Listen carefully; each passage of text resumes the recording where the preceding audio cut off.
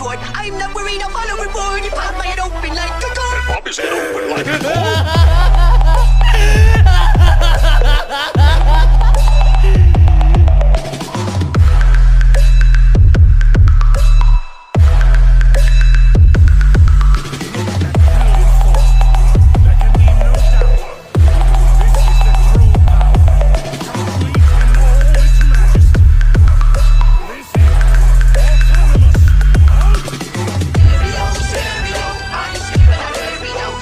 तो पिछले एपिसोड में हम थोड़े से आगे निकल गए थे और हम लोगों ने फ्रीज़ा के टाइम को देखा था, पर फ्रीज़ा को रिवाइव होने में काफ़ी लंबा टाइम लग गया। फ्रीज़ा के बॉडी के एक पार्टिकल की मदद से उसे रिवाइव कर दिया गया, पर हाँ, इसमें काफ़ी लंबा टाइम लगा और उस टाइमिंग के बीच में काफ़ी सारी अलग चीज़ें हुई। फिर इस एपिसोड की स्टार्टिंग होती है और हम देखते हैं यहाँ पर ब्रोली के बेटे को। ब्रोली का बेटा अपना जो काफ़ी ज़्यादा हैवी सूट है उसे निकाल रहा है।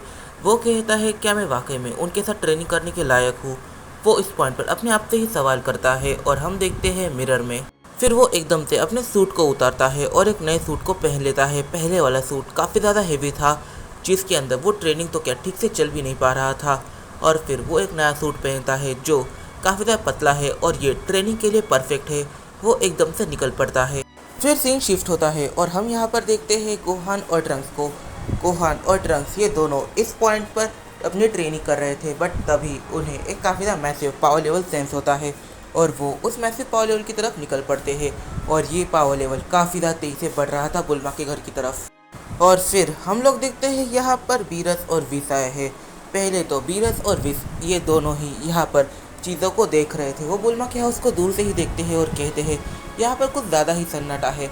बट तभी बीरस सेंस करता है दो काफ़ी ज़्यादा छोटे पावर लेवल उसकी तरफ बढ़ रहे हैं।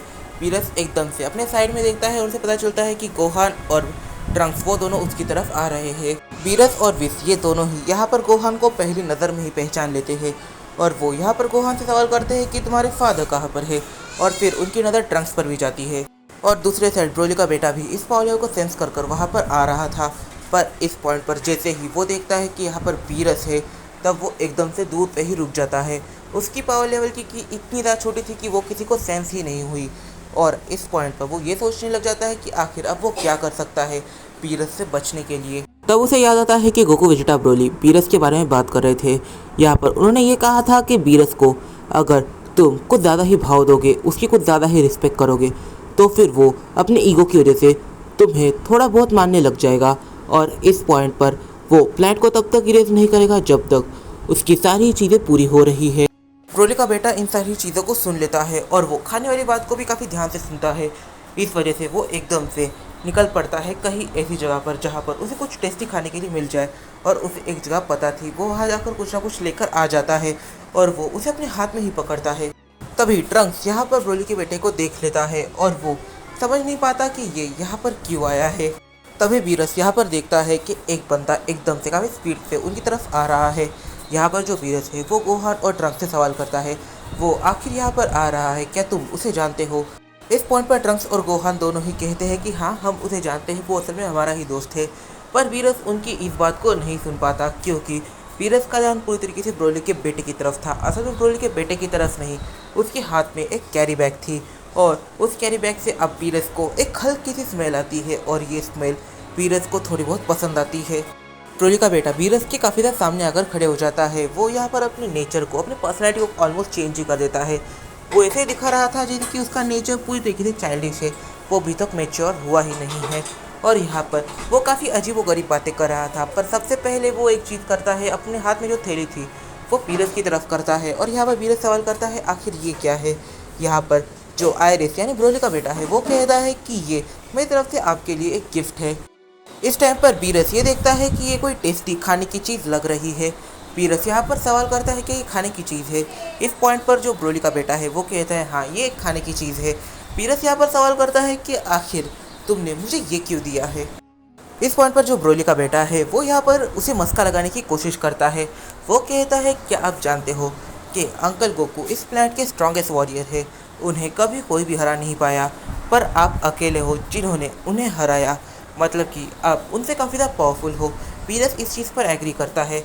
वो कहता है कि मुझे अंकल गोकू और अंकल वेजिटा ने बताया था कि आप एक गॉड हो तो क्या आप वाकई में एक गॉड हो? बीरस यहाँ पर कहता है, हाँ मैं वाकई में एक गॉड हूँ। ब्रोली का बेटा बीरस के ऊपर पूरे सवालों की लड़ी लगा देता है और इस वजह से बीरस काफ़ी ज़्यादा फ्रस्ट्रेट हो जाता है।